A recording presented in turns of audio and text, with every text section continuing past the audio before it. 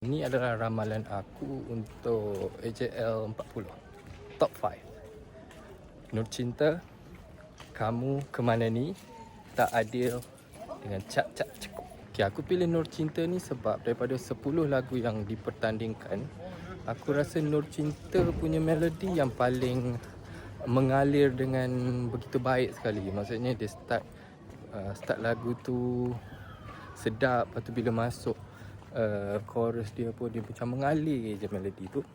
Yang keduanya sebab lirik dia yang begitu puitis sekali dan senang faham. Tak perlu nak fikir dalam-dalam kan. Macam straightforward je. Melodi sedap, lirik puitis dan senang faham. Dan of course lah suara Amir Mazdi tu memang pilihan yang tepat lah untuk menyanyikan lagu Nur Cinta ni.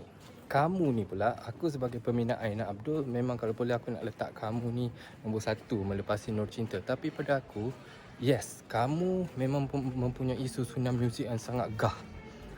Macam very grand.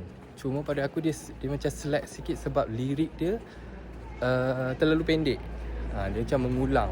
Tak salah untuk ada lirik yang mengulang-ulang macam lagu Turki Dia Bintang pun macam pendek je lirik dia, dah menang AJL. Cuma pada aku lirik Kamu ni dia macam terlalu dalam. Melodi dia dah sedap dah.